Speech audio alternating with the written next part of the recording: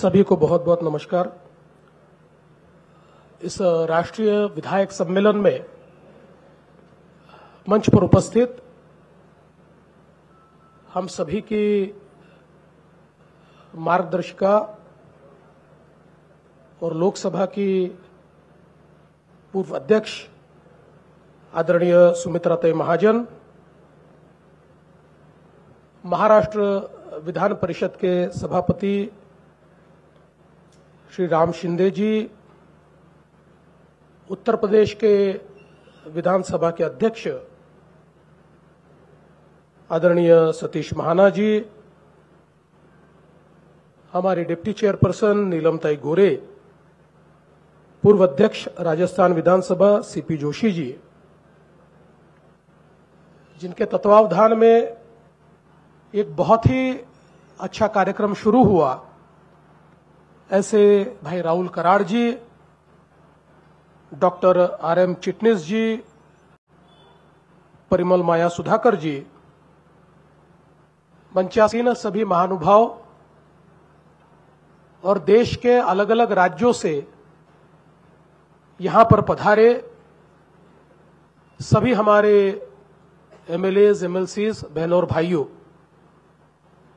सबसे पहले आप सभी का महाराष्ट्र की इस सांस्कृतिक नगरी में, पुणे में, महाराष्ट्र सरकार की ओर से मैं बहुत बहुत स्वागत करता हूं, बहुत बहुत अभिनंदन करता हूं। मैं राहुल जी को बधाई देना चाहता हूं कि उन्होंने लगातार देश के लोकतंत्र में गुणात्मक परिवर्तन हो, वैल्यू एडिशन हो, इस दृष्टि से कई नवाचार इस देश में लाए। MIT स्कूल ऑफ गवर्नेंस, ये इसी प्रकार का एक उपक्रम था, एक ऐसी सोच थी कि जिसमें राजनीति में या सरकार में प्रशिक्षित लोग शामिल हो, और उस दृष्टि से पिछले कई वर्षों में इस NIT स्कूल ऑफ गवर्नमेंट ने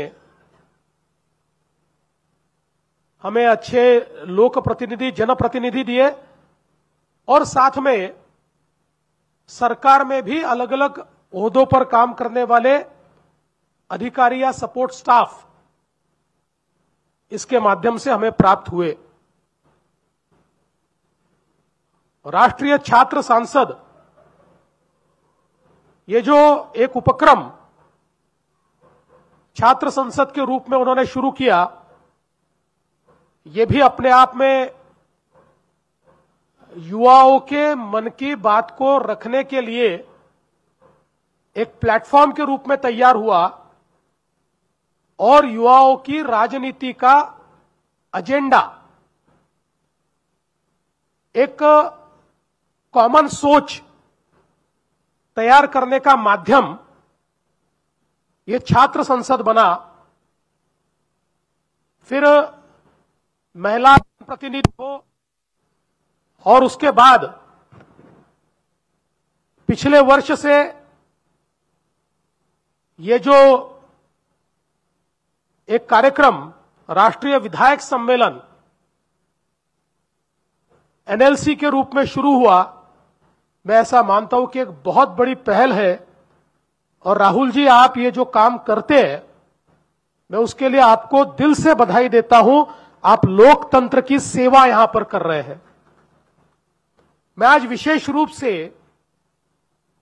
जो सारे हमारे लेजिस्लेटर्स इस कार्यक्रम में सम्मिलित हुए हैं, मैं उनको सर्वाधिक बधाई देना चाहता हूं, मैं उनको कांग्रेचुलेट करना चाहता हूं। और वो इसलिए करना चाहता हूं, ये कैपेसिटी एनहांसमेंट प्रोग्राम है। एक प्रकार से हमारी क्षमता का वर्धन करने का काम इस कार्यक्रम के माध्यम से हो रहा है। और मैं बधाई इसलिए देना चाहता हूं कि अमूमन हमारे भारत में अधिकतम राजनेताओं को यह लगता है कि दुनिया की सारी जानकारी उनके पास है, दुनिया की सारी कैपेसिटी उनके पास है,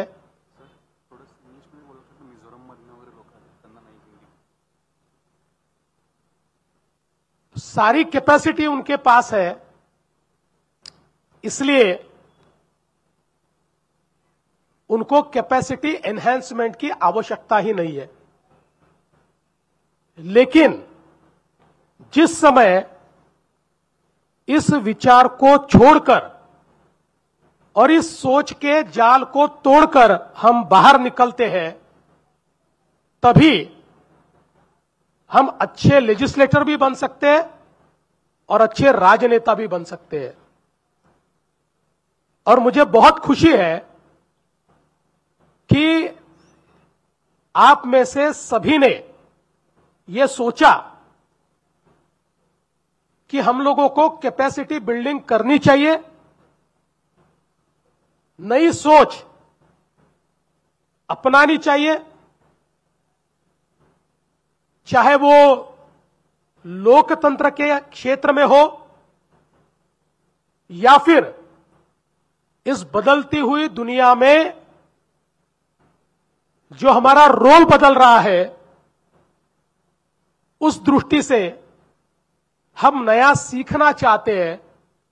इसलिए हम सब लोग यहां पर आए हैं और इसीलिए मैं आप सबको बहुत बहुत बधाई देता हूं। लाखों लोग हमको चुनकर देते हैं और हम में नेतृत्व का गुण तो है ही। All of us are leaders. अगर हम लीडर नहीं होते, if there would not have been a leadership quality in each one of us, we would not have been here. That quality, that capacity is always there. There is always a ground touch. We are sons and daughters of the soil. We always have that feel. We always know what are the aspirations of people. And when we decide that we want to enter politics, we want to contest election, we to ourselves resolve that we'll take care of the aspirations of people. But somehow our polity is such that after elections, many times we are carried away. And at the end of 5 years, when we look back and when we reflect what we really decided, what was our aim to be a legislator, we feel, and in most of the cases we come to know, that half of the things for which we are here, we did not even attempt to do. मुझे लगता है सबसे महत्वपूर्ण यह है कि हम क्या सोचकर आए थे, इसको मन में रखते हुए उसके लिए कार्य करना। और मुझे आज भी याद है कि जिस समय मैं पहली बार चुनकर आया था एक विधायक के रूप में, तो दिल्ली में एक प्रशिक्षण हुआ था, लोकसभा ने किया था। यह वर्ष 1999 की बात है, 1999। उस प्रशिक्षण में हमने किस प्रकार से काम करना चाहिए, इस पर मार्गदर्शन करने के लिए रामभाऊ नाइक जी आए थे। और एक बहुत अच्छा मंत्र रामभाऊ नाइक ने उस समय हमको दिया था।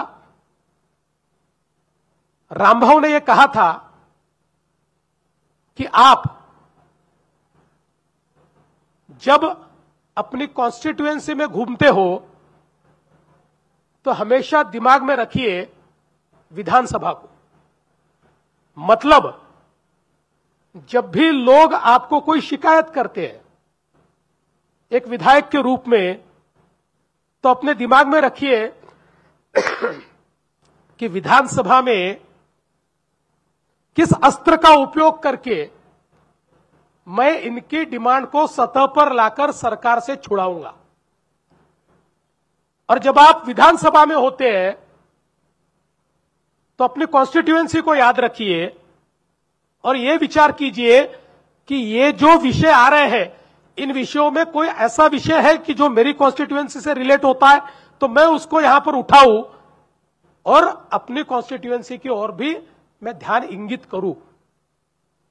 और मुझे लगता है कि ये जो मंत्र दिया था कि when you are in constituency you should remember about your work in assembly, and when you are in assembly transacting business you should think about your constituency. मेरे लिए ये मंत्र बहुत काम में आया और इस मंत्र का मैंने उपयोग किया तो इन माय फर्स्ट टर्म मुझे बेस्ट पार्लियामेंटेरियन का अवार्ड मिला और मैं वापस चुनकर भी आया। मैं इसलिए कहना चाहता हूं कि कई बार हम सब लोग ये सोचते हैं और कई विधायक मुझे कहते भी हैं कि साहब विधानसभा के कामकाज से कोई चुनकर नहीं आता। एक मानसिकता ये भी बनी है, हम तो शादियां अटेंड करते हैं, मौत मिट्टी पर जाते हैं, इससे हम चुनकर आते हैं। विधानसभा के कामकाज नहीं, वो तो करना ही चाहिए। शादियों में जाते हैं, मौत मिट्टी करते हैं, समाज के कार्यक्रमों में जाते हैं, ये तो है ही महत्वपूर्ण। लेकिन एक बार अपने अस्त्र के रूप में विधानसभा के कार्य को, कामकाज को इस्तेमाल करके देखा तो ध्यान में आएगा जो वैल्यू एडिशन हम में होती है और लोगों के बीच हमारी प्रतिमा जो तैयार होती है, हमारी इमेज जो तैयार होती है। और मैंने तो कई साल विपक्ष में काम किया है, लेकिन विपक्ष में काम करते समय ये जो विधानसभा के कामकाज की सटीकता थी, इसके कारण मुझे प्रशासन में कभी तकलीफ ही नहीं आई, क्योंकि प्रशासन भी ये देखता है कि कौन विधानसभा के कार्य को गंभीरता से लेता है। और प्रशासन को यह पता होता है कि कहीं ना कहीं विधानसभा के आयुधों का इस्तेमाल करते हुए ये हमारा पर्दाफाश कर सकता है, इसलिए वो भी हमको सक्रियता से मदद करते हैं। तो मैं ये कहना चाहता हूं कि हमारा जो एज ए लेजिस्लेटर जो हमारा काम है वो बहुत महत्वपूर्ण है। हमारे जनसंपर्क के साथ साथ ये व्यक्ति अच्छा है, ये जनसंपर्क से होता है, लेकिन ये विधायक अच्छा है, ये विधानसभा के कामकाज से होता है। तो मुझे लगता है कि इस दृष्टि से भी ध्यान देना ये बहुत जरूरी है। और मैं ऐसा मानता हूं कि सबसे महत्वपूर्ण चीज, और ऑनरेबल स्पीकर्स यहां पर है, उनकी क्षमा मांगते हुए मैं कहता हूं, इसमें कोई आपका दोष नहीं है, पर हमारी विधानसभा इस बात को भूल गई है कि हमारा प्राइमरी बिजनेस क्या है। हमारा primary business is to legislate. कानून बनाना यह हमारा प्राइमरी काम है, और दूसरा प्राइमरी काम हमारा है टू ट्रांजैक्ट फाइनेंशियल बिजनेस। हम 3 सत्र क्यों लेते हैं? ये तीनों सत्रों में फाइनेंशियल बिजनेस होता है। ये जो 2 जरूरी काम हमारे होते हैं, इसमें मैं ऐसा मानता हूं कि सबसे कम रुचि होती है। कई बार हम लोग देखते हैं कि एक चंद गिने चुने विधायक होते हैं जो बिल्स के ऊपर बोलते हैं, जो कानून पर बोलते हैं, और मेरे अनुभव से मैं बताता हूं कि कानून पर बोलना ये सबसे आसान काम है, कोई डिफिकल्ट काम नहीं है। अगर हम लोग उसमें जो ऑब्जेक्ट्स और रीजंस जो दिए हुए होते हैं उसको पढ़ ले तब भी कानून समझ में आ जाता है।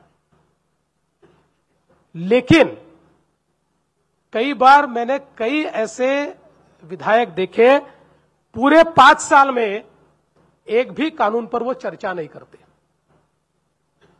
हम लोग भारत के संविधान के अनुरूप कार्य करने के लिए चुनकर आए और भारत रत्न डॉक्टर बाबा साहेब अंबेडकर जी ने हमारे संविधान की रचना इतनी सुंदर की है कि संविधान में ये जो कानून हम बनाते हैं, एक प्रकार से मुट्ठी भर लोग मिलकर कानून बनाते हैं। कई 400 विधायक है, कई 300 विधायक है, कई 200 है, कई 70 है, कई 60 है, मतलब मुट्ठी भर लोग हैं। ये मिलकर जो कानून बनाते हैं, ये कानून उस राज्य का कानून बनता है। इसलिए हमको क्यों चुनकर दिया है, तो मेरे राज्य का जो आखिरी व्यक्ति है उसके एस्पिरेशंस भी इस कानून में रिफ्लेक्ट होने चाहिए, इसलिए मुझे चुनकर दिया है। तो अगर मैं वो रिफ्लेक्ट ही नहीं करूंगा तो वो कानून सबके लिए कैसे बनेगा। और उसके साथ साथ जो फाइनेंशियल बिजनेस है, कुछ लोग चंद लोग होते हैं कि जो बजट पर बोलते, बाकी लोग बजट के ऊपर बोलते समय अपनी कॉन्स्टिट्यूएंसी का बोलते, वो भी बोलना चाहिए। पर मैं आपको बताना चाहता हूं कि बजट पर बोलने के लिए और बजट को समझने के लिए अर्थशास्त्री होने की आवश्यकता नहीं है। You don't have to be a economist और फाइनेंशियल एक्सपर्ट।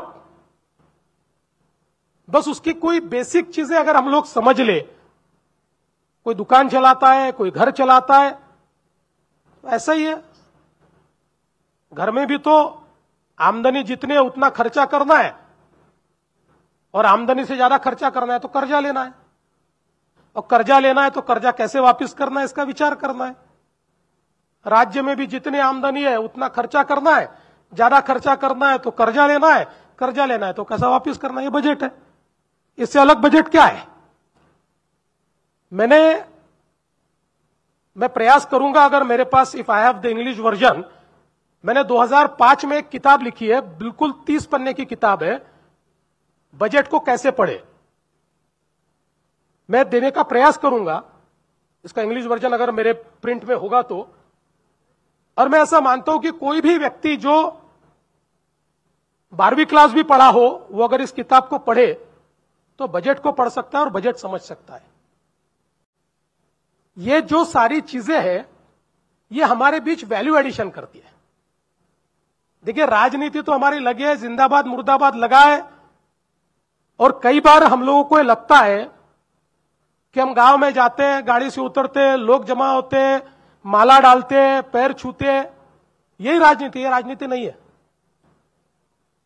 दुनिया में उन्हीं लोगों को याद रखा जाता है जो लीक से हटकर काम करते हैं,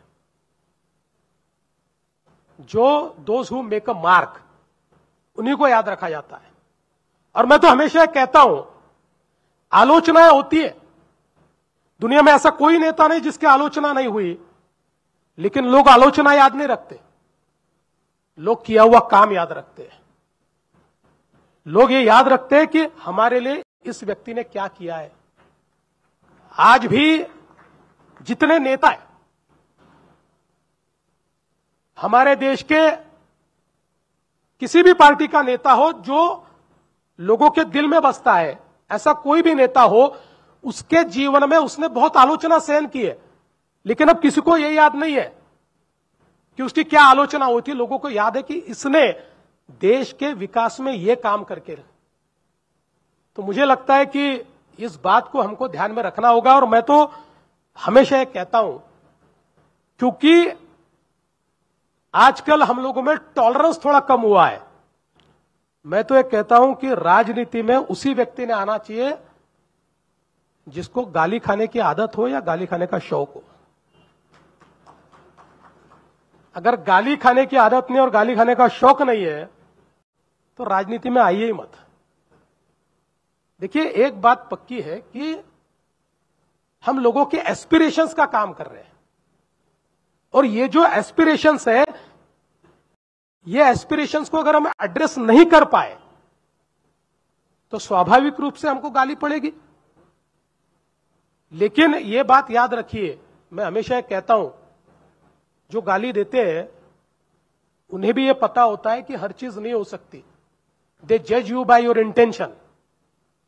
आपका प्रयास क्या है, आपका प्रयत्न क्या है, आपका इंटेंशन क्या है, आप व्यक्तिगत अपने लिए कर रहे हैं या समाज के लिए कर रहे हैं, इस प्रकार की भावना से वो आपको जज करता है। और उसको जब ये लगता है कि नहीं, प्रयास इन्होंने किया है, प्रामाणिकता से किया है, तो शायद उसका काम नहीं भी हुआ तो आपको वोट देता है। और मैं ये कहता हूं कि one has to strike a balance. कई बार दो छोर हमको दिखाई पड़ते। There are few people who are the best parliamentarians but inaccessible. Best parliamentarian है लेकिन लोग उन तक पहुंच ही नहीं सकते, लोगों से कोई संपर्क ही नहीं है। और देयर आर पीपल जो सुबह 6 बजे से उठकर रात को 12 बजे तक लोगों में ही रहते हैं, लेकिन उनका हाउस में कोई वजूद नहीं, परफॉर्मेंस नहीं है। चुनकर के लोग आ सकते हैं, लेकिन जो परिवर्तन हमको करना है वो परिवर्तन शायद हम नहीं कर सकते। इसलिए we have to strike a balance. हमारा पब्लिक का काम और हमारे विधानमंडल का काम, इसका बैलेंस स्ट्राइक करना यह बहुत महत्वपूर्ण है।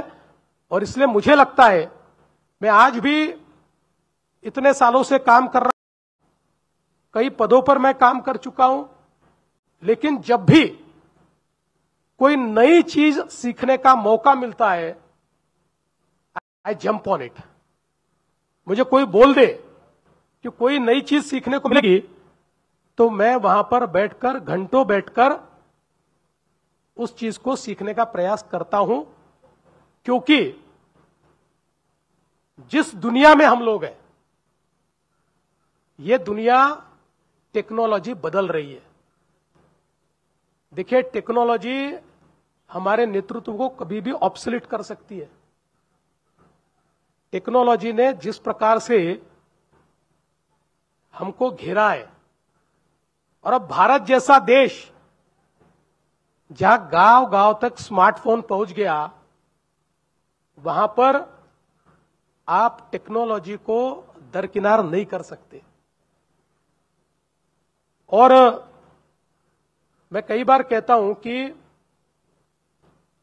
पहले मीडिया था, अब सोशल मीडिया है, और ये जो सोशल मीडिया है, इससे अब हम परे नहीं रह सकते। क्योंकि हर व्यक्ति अगर व्यक्त हो रहा है, if every citizen is expressing, और हम लोग ये कहे, कई बार हमारे भी मित्र है वो कहते हैं, ये सोशल मीडिया वगैरह तुम लोगों का है भाई, ये कोई हमको नहीं जमता और ये हमारा कोई काम भी नहीं है, ऐसा कई लोग कहते हैं। पर अब ऐसा कर कर नहीं चलेगा। देखिए, अमेरिका में 2016 में जब ट्रंप चुनकर आए थे, तो 2016 का जो चुनाव था ट्रंप का, ये दुनिया के चुनाव की दिशा तय करने वाला, क्योंकि उस समय टेक्नोलॉजी का ऐसा उपयोग हुआ। हम लोग ये जो यूट्यूब देखते हैं, इंस्टाग्राम देखते हैं, व्हाट्सएप देखते हैं, ये सारे के सारे आर्टिफिशियल इंटेलिजेंस का उपयोग करके हमारी चाहत को भांप लेते हैं। आप देखिए, अगर आप यूट्यूब पर कोई पहलवान है और कुश्ती वाली अगर रील देखता है तो ऑटोमेटिक उसको कुश्ती वाली रील ही मिलेगी। वो जितना स्वाइप करता जाएगा हर 2 रील के बाद कुश्ती वाली मिलेगी। किसी को खाना बनाने का शौक है, वो 2-3 बार अगर खाना बनाने वाली रील देख लेगा तो उसको खाना बनाने वाली रील ही मिलेगी। तो ये आपके मूड को भाप लेता है और इसका उपयोग 2016 में ट्रंप ने किया और उस माध्यम से अमेरिका के लोगों का जो मूड है, उसका जो सेंटिमेंट है, उस सेंटिमेंट का उन्होंने एनालिसिस किया और उस एनालिसिस के माध्यम से एक आम अमेरिकी आदमी को किस बात से डर लगता है और किस बात से खुशी होती है, इसका मैपिंग किया और फिर उन्होंने अपनी पूरी रणनीति, जिस चीज से डर लगता है वो कैसे डेमोक्रेट्स करते हैं और जिस चीज से उनको खुशी होती है वो कैसे रिपब्लिकन करेंगे, इस प्रकार की रणनीति तैयार करके सोशल मीडिया से उसको पुश किया और परिणाम यह हुआ। और यह मैपिंग कहां तक चला गया? इंडिविजुअल तक चला गया। देवेंद्र फडणवीस को क्या पसंद है और क्या पसंद नहीं है, वहां तक यह चला गया और उसके चलते 2016 में ट्रंप चुनाव जीते। अब यह अमेरिका तक सीमित नहीं है, आज हमारे देश में भी चुनाव में गांव-गांव के यूट्यूबर्स जिस प्रकार का नरेटिव तैयार करते हैं, सच्चा हो झूठा हो, कई बार झूठा भी हो सकता है क्योंकि पहले प्रिंट मीडिया था, आज गलत खबर छापी तो कल गलत खबर का खंडन करना पड़ता था। फिर इलेक्ट्रॉनिक मीडिया आया, इलेक्ट्रॉनिक मीडिया में अभी गलत खबर चलाई तो 2 घंटे में स्पष्टीकरण देना पड़ता था। फिर डिजिटल मीडिया आया, अब डिजिटल मीडिया में तो और ये जो यूट्यूबर्स वगैरह है, कोई पूछने वाला नहीं है, इनके ऊपर कोई एक प्रकार से अंकुश नहीं है, इसलिए ये नरेटिव तैयार करते हैं। कई बार सही भी करते हैं, कई बार गलत भी करते हैं। तो ये जो टेक्नोलॉजी ने हमारे, और ये विशेष रूप से इसलिए कह रहा हूं कि 2020 में हम दुनिया के सबसे युवा देश बने, दुनिया की सबसे ज्यादा युवा पॉपुलेशन हमारे पास, हमारी डेमोग्राफी में आज हम देख सकते हैं कि 18 से 35 साल वाला जो एक सेगमेंट है, यह सबसे बड़ा है और यह सेगमेंट पेपर नहीं पढ़ रहा। और इस सेगमेंट का अगर इलेक्ट्रॉनिक मीडिया के लोग यहां पर है तो उनकी भी माफी मांगता हूं, उन पे भी बहुत भरोसा नहीं है क्योंकि उनको भी नहीं देख रहे। अब ये सिर्फ अपने मोबाइल को देख रहे हैं और उससे नैरेटिव तैयार हो रहा है। तो ये जो नए चैलेंजेस है, टेक्नोलॉजी ने हमारे सामने जो नए प्रश्न खड़े किए, पहले मैंने भाषण किया तो दूसरे दिन वो छपता था। अब आप सब लोग देखते हो, आप भाषण करके नीचे नहीं बैठते तो वो मीडिया में चलता है भाषण। अपन भी चलाते हैं, अपने भी कार्यकर्ताओं को, अपने भी पीए को बोल के रखते हैं कि भाई जैसा हमारा भाषण एक तो लाइव दिखा दे, नहीं लाइव दिखा सकता है तो तुरंत हमारे सोशल मीडिया हैंडल पर डाल दीजिए। तो एक स्क्रूटिनी भी है इससे, लोग भी देख पा रहे हैं कि हम क्या कर रहे हैं। तो इसलिए मुझे यह लगता है कि ये जो टेक्नोलॉजी ने एक नई चैलेंज हमारे सामने दिया और एक नई अपॉर्चुनिटी भी दी है, इसके ऊपर भी हम लोगों को मंथन करना होगा, क्योंकि ये जो बदलाव है अगर इसको नहीं स्वीकारेंगे तो हमारा नेतृत्व धीरे धीरे बाजू हो जाएगा, कोई नया नेतृत्व आएगा। और मैं तो राहुल जी आपसे निवेदन करना चाहता हूं कि रखा भी होगा, नहीं रखा होगा तो टेक्नोलॉजी पर और टेक्नोलॉजी क्या बदलाव ला रही है, इसके ऊपर भी एक प्रकार का मंथन और चिंतन हमारे लेजिस्लेचर्स के सामने हो। मुझे जो समय दिया था उससे 9 मिनट 24 सेकंड मैंने ज्यादा ले लिए हैं, इसलिए आपकी माफी मांगता हूं। और इस बहुत अच्छे प्लेटफॉर्म पर आपने बोलने का मौका दिया। मुझे बीच में ही सूचना आई थी कि अंग्रेजी में बोलिए, इसलिए थोड़ा अंग्रेजी में बोला, लेकिन मुझे बाद में लगा कि मन की बात अपनी भाषा में जितनी अच्छे से कही जा सकती है उतनी अंग्रेजी में नहीं कही जा सकती, इसलिए फिर मैं अपनी भाषा पर यहां पर आया। तो मैं आपका बहुत बहुत आभार व्यक्त करता हूं कि आपने एक अच्छा प्लेटफॉर्म यहां पर हमको दिया, और मुझे विश्वास है कि एक सार्थकता के साथ जब ये पूरा कार्यक्रम समाप्त होगा तो हम सब लोग ये फील करेंगे कि हम यहां से कुछ सीख कर जा रहे हैं, कुछ नया करने की कोशिश हम लोग करेंगे। इस विश्वास के साथ बहुत बहुत धन्यवाद। जय हिंद, जय भारत।